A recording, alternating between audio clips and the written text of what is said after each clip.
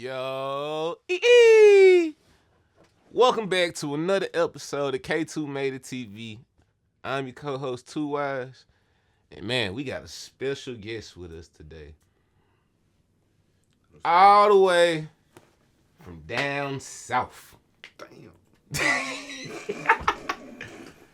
I gotta fuck with you, man. I gotta fuck with you, man. I gotta fuck with you. I said down south. Nah, man, but real talk, man, we got really, in my opinion, one of Memphis's national treasures for real.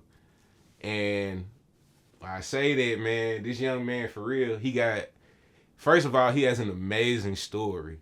A story about willpower and survival that I feel like everybody in the world should know. So, man, without further ado, man, I'd like to welcome our homie, CJay, man. What's up with it? Man, what's on with it, man? How you been, dog? Shit, living life. That's basically it. Shit. Feel that, man. Well, first of all, how has life been for Great. you? Genuine. You know, shit, every day wake up, thank God that I'm seeing another day. Same routine every other day. Getting up to go get some money. Getting up to go get some money. Put some food on the table. That's my job. Feel that, dog. Feel that. Now, for those that don't know, man, CJay was a part of a very tragic incident that happened in our city. And man, like I said, this man is a real national treasure. Like I said, it takes a lot for you to have done what you did, dog. And you know what I'm saying? So before we even start, first of all, I just want to commend you on that. You know what I'm saying? Just as a man, like I said, that takes a lot. But before we even jump into, you know what I'm saying, the whole story and everything, I personally want everybody to know, you know what I'm saying, how life was before that. Like, as a kid, you know what I'm saying?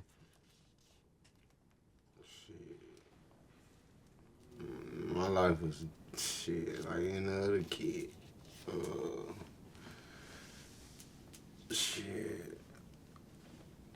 I want to say same routine. You know, get up, go to school, come home, do homework. If you ain't do your homework, you gotta whoop it. Shit, I ain't gonna lie though, y'all. I was a hard head as a kid. I was hard-headed as a motherfucker. I stay getting my ass whooped because I stay getting suspensions and shit for doing dumb shit in school. Then, like I told y'all before, I'm going to a charter school, so my daddy stopped beating my ass. One time, I got a whoop in front of the whole class. I'll never forget that shit. Ever. But, yeah. Nowadays, I learned from them ass whoopings. Can't whoop my ass no more. I'ma grab that motherfucker. That's fucked up. Get whooping, bird naked. I'm talking about naked. Dad tore my ass up. Man, hell nah. With a switch and extension cord, that shit hurt. I bet you want to do that bullshit again. Hell no. I bet you want to do that bullshit again. Man. So, alright. You know what I'm saying? You just like everybody else. So let me ask this. Man, what was Pops like? Shit. He was a hard working man. Let me see. Shit, my daddy was a cool dad. He was fun. He made sure all of us had what we needed, what we wanted. Shit, what we asked for, he go get it. If we ain't got it,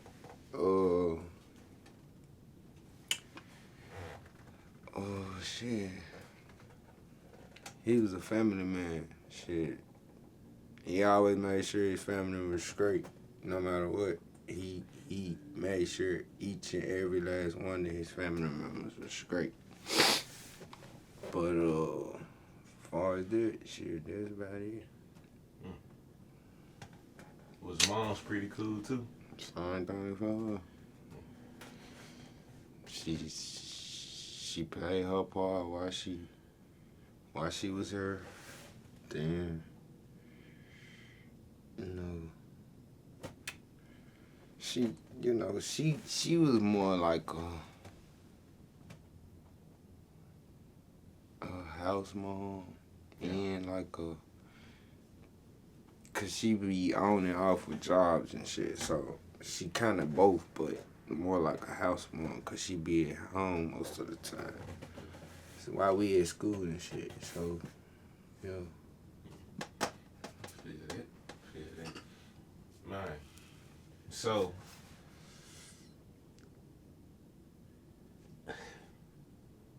can you talk to us about that day? Like what all was happening that day to your knowledge? To my knowledge. Let me put it like that. It's only one way to tell it though.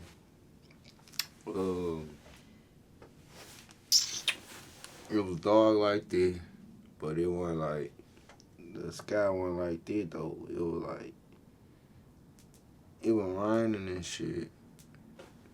The moon was up, but it was like a little purple bluish, a little purple bluish in the sky with the lightning and shit. It was raining. We was in damn. All I know, it was raining. Then I suddenly heard gunshots or whatever. So I got up, walked in the hallway. After I heard the first 3 gunshots, I got up and walked in the hallway. Boom. As I'm walking to a hallway, into the hallway, past our room, towards the living room. It's a dude right there on the floor, already dead. So I see my uncle shooting my daddy with a revolver. And he was shooting them till he ran out of shells. So then I ended up walking back into the room. Checked on my brothers in there. Then, as I walked in there with my brothers in there, made sure they were straight, I ended up walking back into the hallway. Then I walked in the hallway. He was still shooting my daddy, but this time he had a whole nother scrap or whatever. And he was shooting him. Then I heard my daddy say a couple words to him. And then it was over. Then I ended up walking back in the room. Sat down for a couple minutes. Heard some more shots. So, as I'm hearing these shots, I'm not even like really panicking because I'm thinking, this shit not real or whatever. So, I ended up getting back up again, walking back into the hallway or whatever.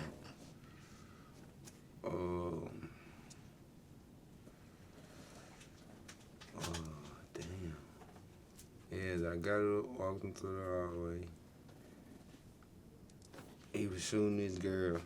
She was begging for her life or whatever.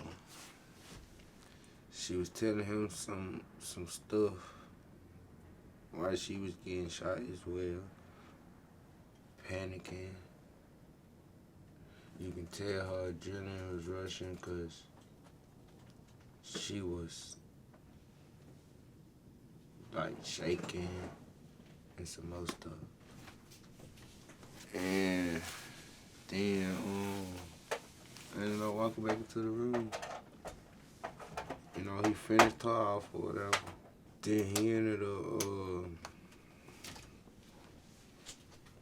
walking into the hallway. I'm sitting on the bed watching TV with them, with my brothers and them, or whatever. We watching Fair Godparents. That's what we was watching. And all of us was in the room chilling. He come standing in the doorway. He whipped out his little pocket knife. And then he ended up, I looked at him. Once I looked at him, he ended up walking towards me. Then I ended up watching TV again. Then, oh shit, this shit, I just feel like I'm reliving that shit. But, yeah. He was right there in front of me. So as I turned back around, he sliced me across the neck with the pocket knife.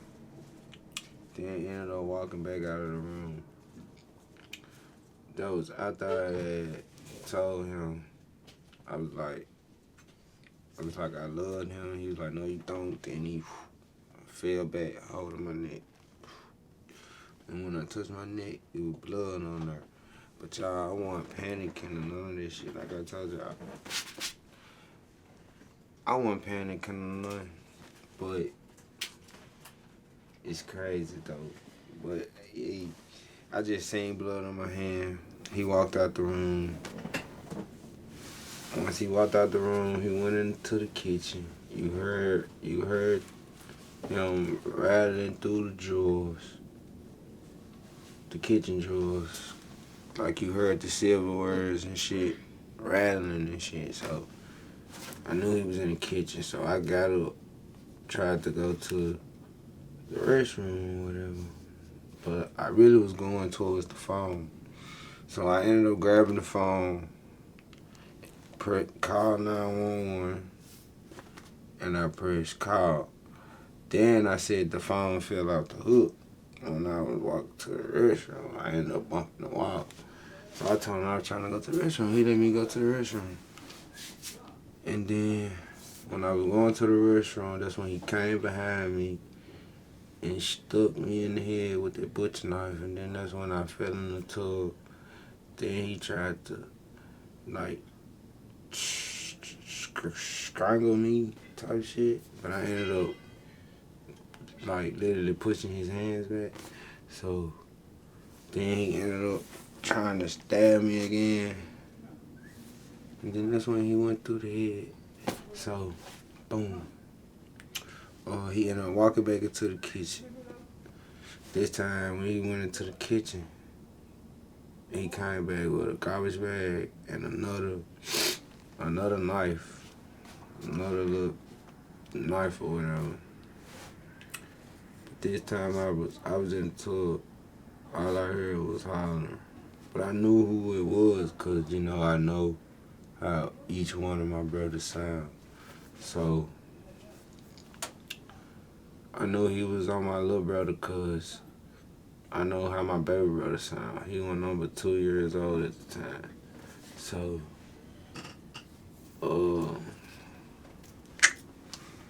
I heard him stabbing him, and I heard him hollering, and he was telling him to shut the fuck up. But then as he was sticking him, he was still hollering. But when he took his last little yell or whatever, it was like a loud to a silent yell. So I knew he was done or whatever.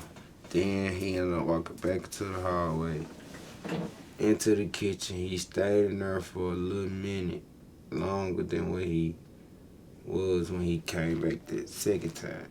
So he ended up staying in the kitchen for a little while longer. Then my little brother ended up somehow coming to the bathroom. He walked to the hallway, seen him, connected eye to eye with him, told him he needed to go to the restroom.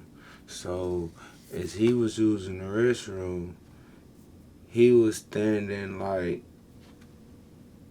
in the hallway by the bathroom door, like it's 2 bedrooms, our bedroom, not my sister's bedroom. So he was standing right there. I knew he was standing right there because I was looking at him the whole time. So as he's standing there, I'm talking to my little brother. I'm telling her we gonna get up out of here. we gonna run through that front door. But me knowing that front door always be locked. So I was like, we gotta find that way to get up out of here. But when I looked at him, he had blood like coming from his head. But I ain't see no wounds or nothing. So I'm like, how he bleeding? He got blood on his shirt. So when he asked him, can he go to the rest? Can he go lay down or whatever? He told him, yeah. So he went to go lay down. When he went to go lay down and got in the bed, that's when he stuck him in his back. And then I heard him take his last look words. And he dragged him on the ground face down. Then he ended up walking back into the kitchen. He looked at me and walked back into the kitchen. So, as he walked back to the kitchen, he ain't come back with none, but he ended up going back into the bedroom again where my other two brothers was. So I only had one brother left in there that he didn't touch. Then that's the brother that's still here today. So,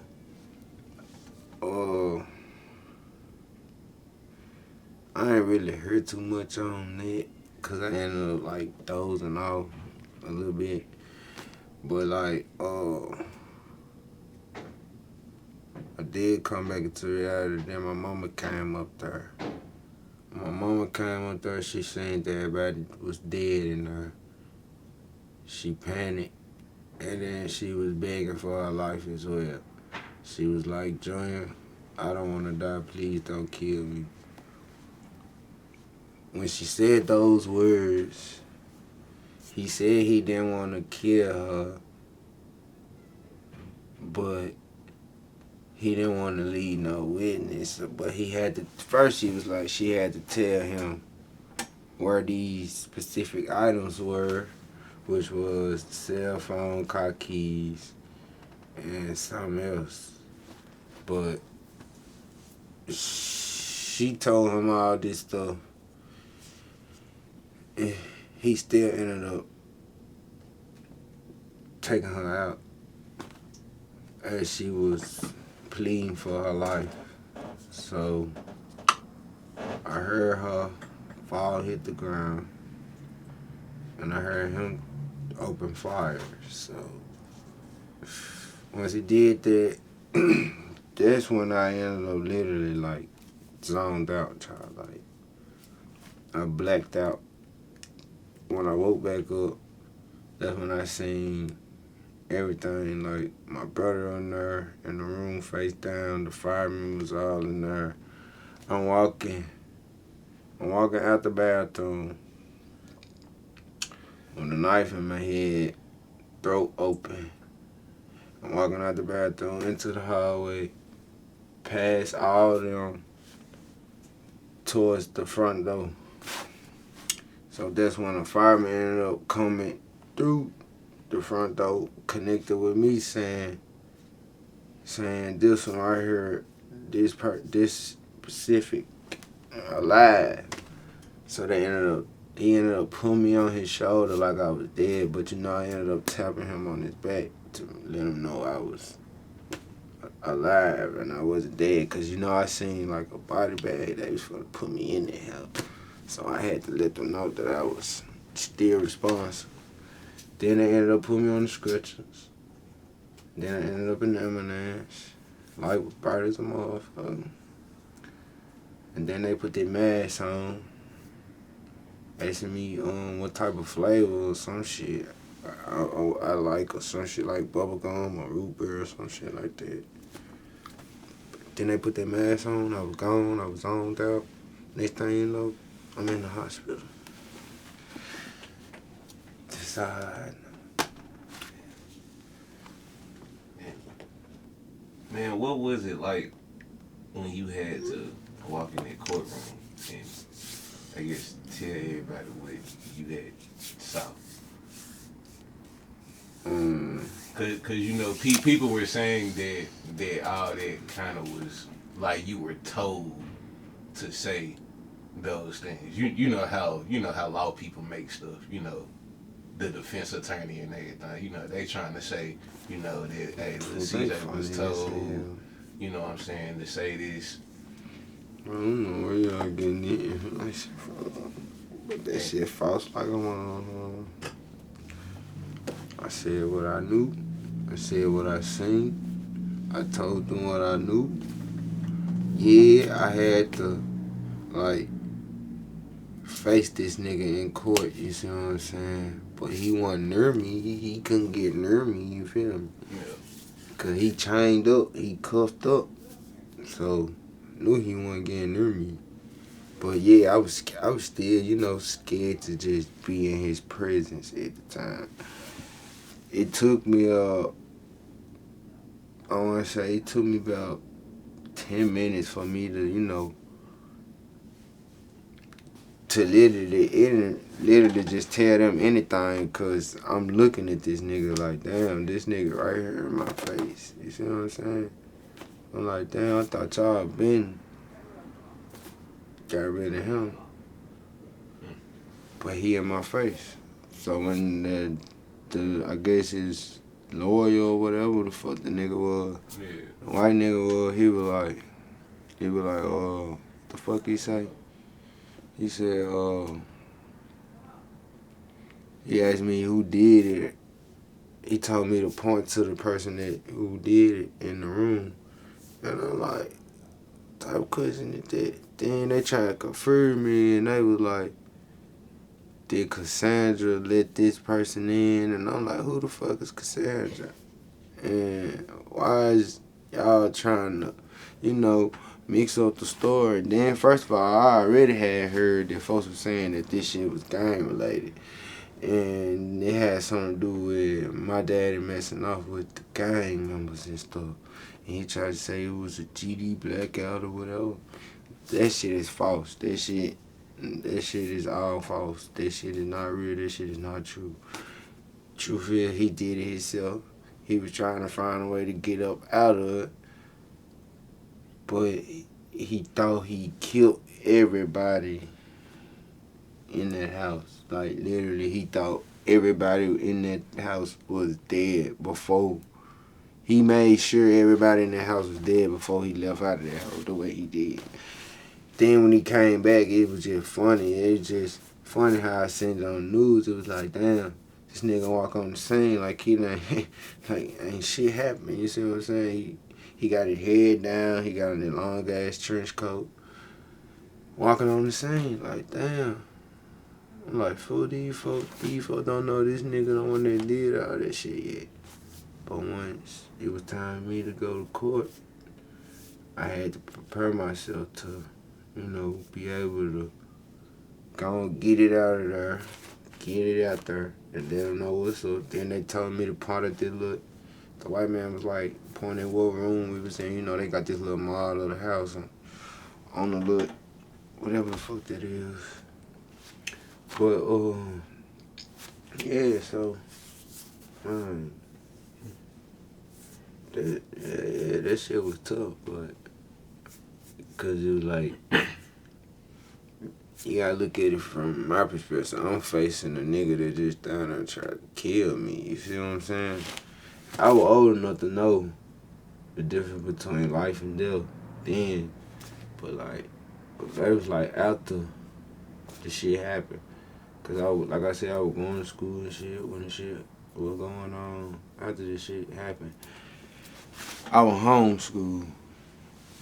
Then I wasn't feeling that homeschool shit. I told my grandma I wanted to go to school.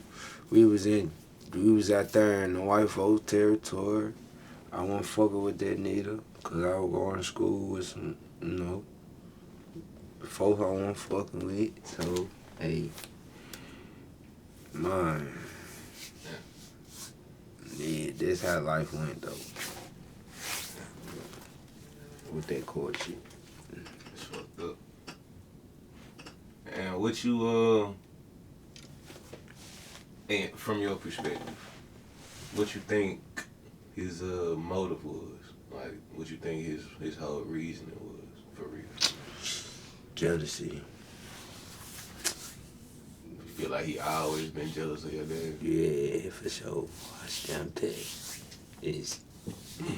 It's for sure jealousy. And my daddy was. My daddy was.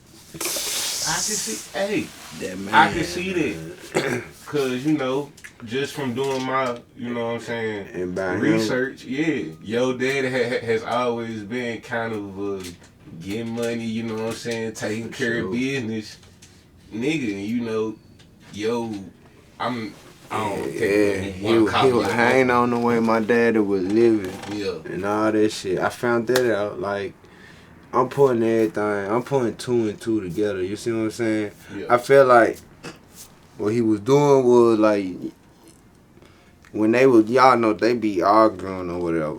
They were arguing. My daddy was happy as a motherfucker before he, you know, got out or whatever. When he was getting out, my daddy was happy as a motherfucker. He was all the way in Texas, some motherfucker. I don't know what part of Texas he said he was in.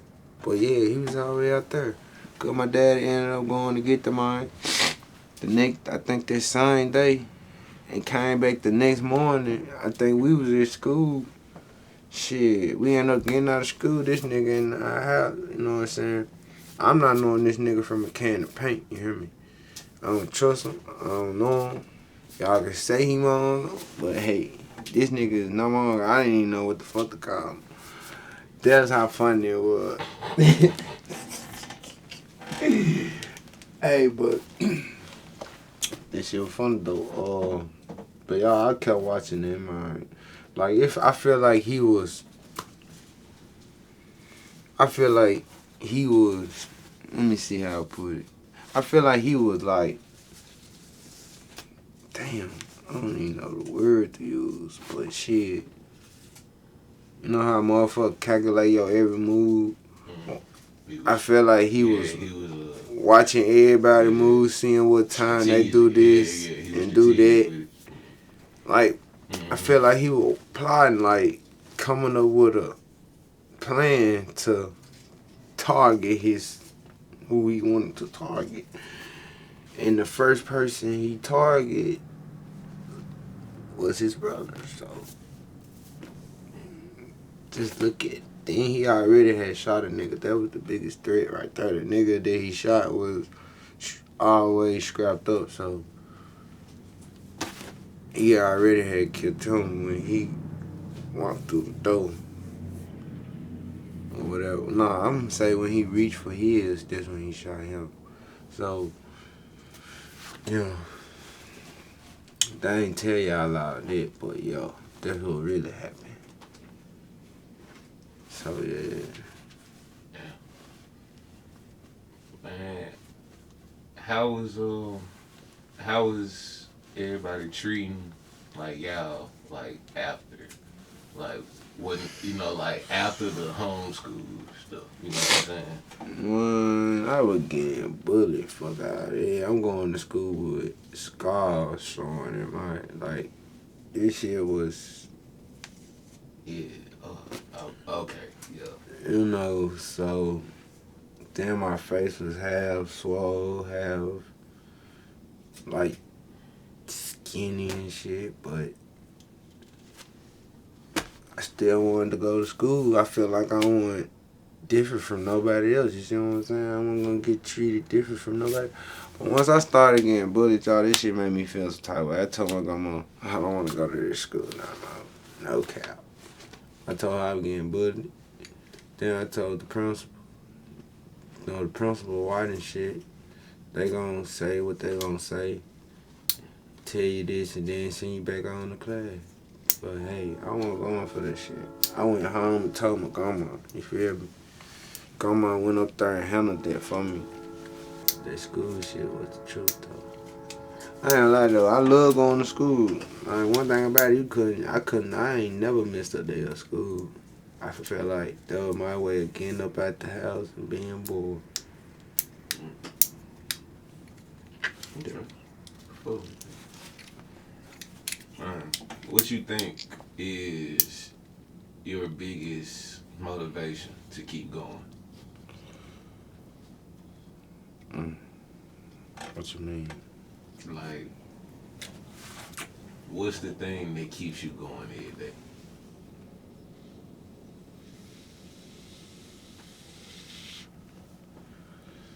Shit. Mm, what keep me going?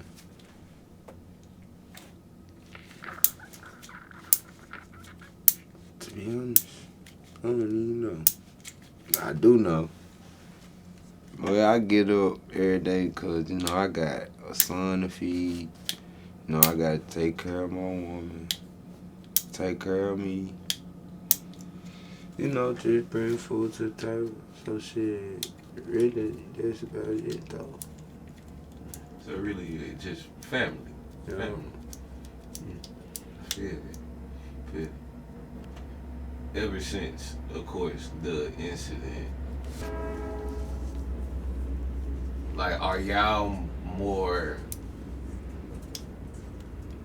saying, closer now?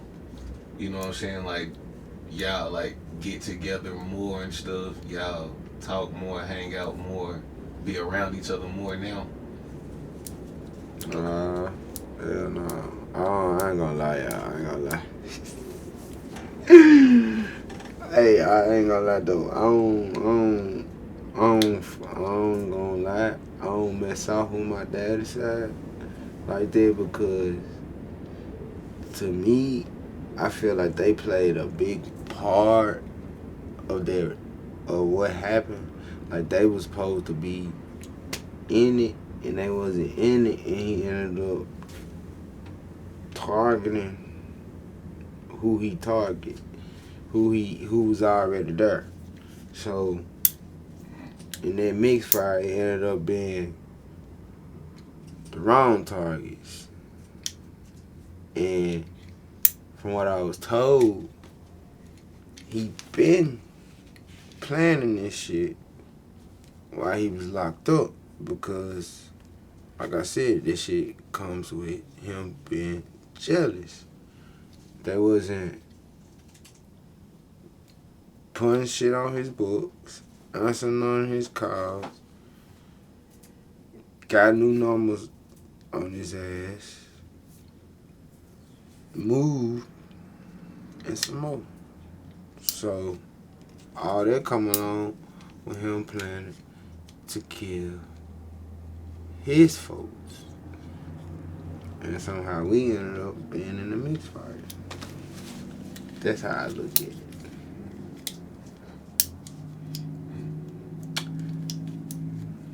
Now,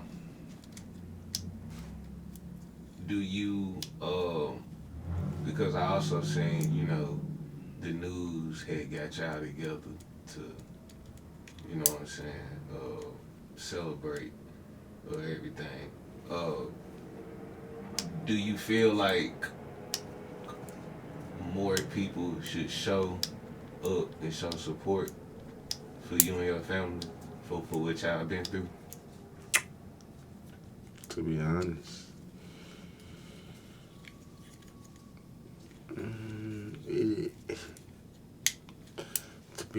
the support is great and all, but you got a lot of people that have show support, and you got people that really want to show support.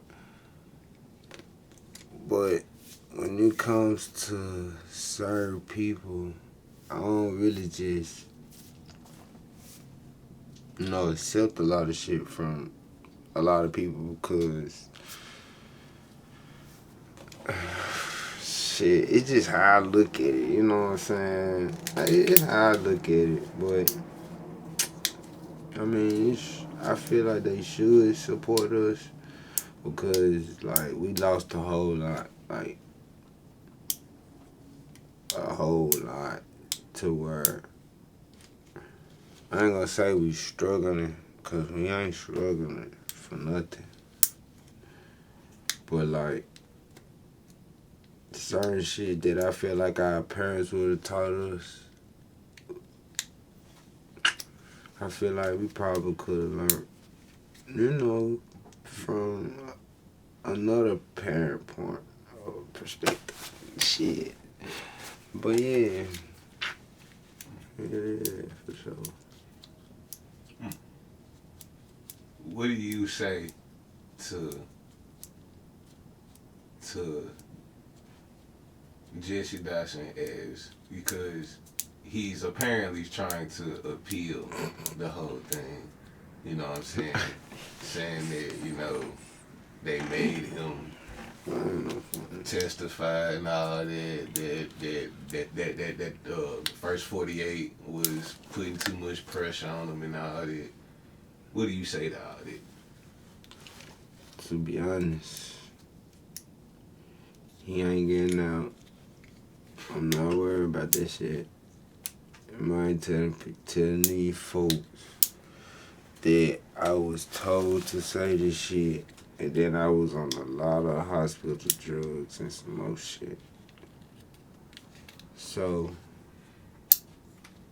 he trying to say I lied or whatever, but hey, I'm sticking with what I know and what I saw, so it's about, like, he just don't know, it's about a motherfucking billion motherfuckers behind me on this shit. So, whatever he trying to do, he might as well lay down in that bunk, get his ass played in. Cause that's the only thing he gonna be seeing is that motherfucking bunk and that cell. Yeah. And how hardcore then people talk about you need to forgive him. I'm not forgiving that nigga. I don't even know that nigga. And y'all want me to forgive this nigga. This nigga just did all this to my folks, and I'm supposed to just automatically forgive him. Hell no. My folks ain't even make it through the shit. It would have been different if they would have made it. My folks in that hoe dead. Come on, man. Look at it from my point of view. Y'all want me to forgive a nigga? Forgive and not forget. If I don't forget, why would I forgive? That's a hard thing to do. And I ain't forgiving that nigga at all. Period. Alright. And I hate to say this, bro. But cuz you mean to tell me, fool, for real, where y'all really did not know this man? For real. Like I understand, you know what I'm saying, you ain't seen Hey, look, that was our first time ever hearing anything or seeing this man in our whole fucking childhood. Like, damn. He was still. Cause I'm just thinking, like, bro, like somebody at least would have been like, yeah, like, y'all got like an Uncle Junior that's, you know what I'm saying, he, you know what I'm saying, yeah, this like grandma and shit like this. He wasn't Bronco up until like when my dad moved in that house a year before that shit. So he didn't come up until like the end of the year. Damn. And got out the end of the year, so then by next year, like I said, he was plotting, y'all, like clocking everybody moving that hoe. So that's the only way I can see it for you to kill everybody at perfect time and that shit. That's the only way I can see it. But yeah. Man, how do you feel about, man, the negative comments and folks say, you know what I'm saying, that you be trying to use your story for clout, you know what I'm saying, and all that? I be, you know what I do to people like that though? Man, I don't even pay them folks no fucking mind. Them folks don't know what the fuck going on. They don't know what they talking about. They can say whatever they want to say. Could get what? Whatever come on my mouth, I don't got no filter on it when I disrespect one of their. But, bro, that ain't even the main. That ain't even what I'm focused on. You see what I'm saying? So, for all the haters, I appreciate their support for keep hating, because the more they hate, they just don't know, the more they running me up. You hear me? That's how I look at it. Shit, y'all can hate. I got 1,000 motherfucking fans gonna get on y'all ass. Period.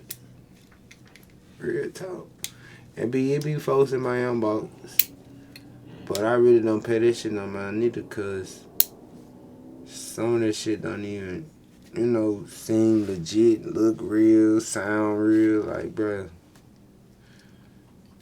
a person really just trying to I feel like people really be thinking I'm slow or something, because when people ask me, like, they be like, hey, can y'all do such, but then when I say it's a feat, you can't, you end up not responding. Like, bruh, you either pay this or you don't get no nothing. Like, nigga, you gonna pay this or you gonna leave it alone.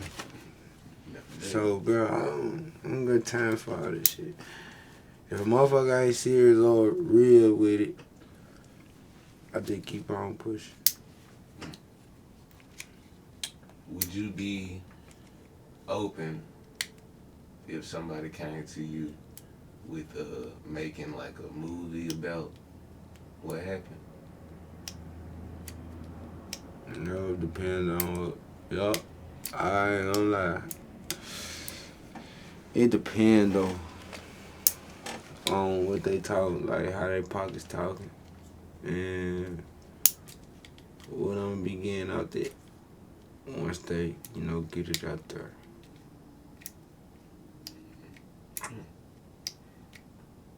Now, is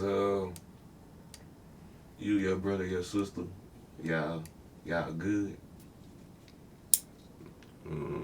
We just, we just recently I started growing like 2 weeks ago. January 3rd, shit. We just buried over last weekend. Week before. One of them joints, but yeah.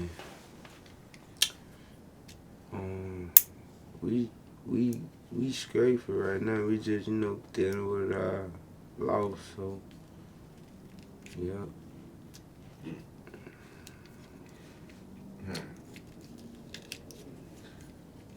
What you got next, CJay?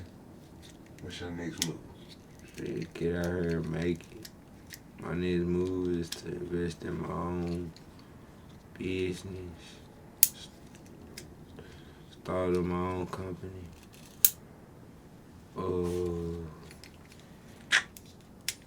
Shit, do the thing my grandma always told me. Shit, especially get my driver's license fixed, cause them hoes suspended.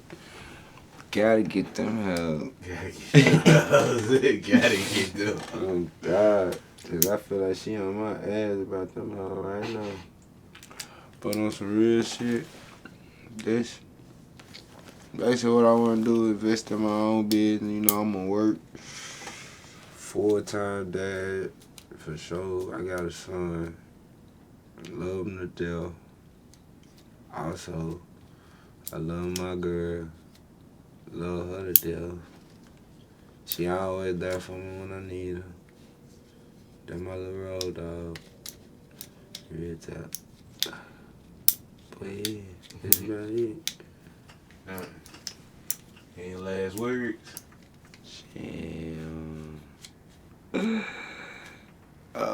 Nah, I ain't got shit to say right now. I'm full of this, all I know. I'm hiding them up.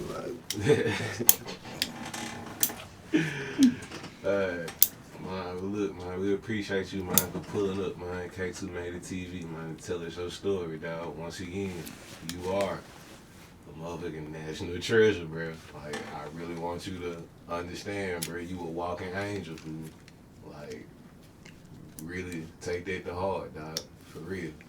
Appreciate it. This show, man. What's up, it's your boy K2 and welcome K2 Made It TV. I just want to say I appreciate everybody for rocking with us and keep showing love by liking and commenting. If you haven't subscribed yet, hit the subscribe button. You can follow us on all social media at K2 Made It. You can follow us on Instagram, Facebook, and TikTok.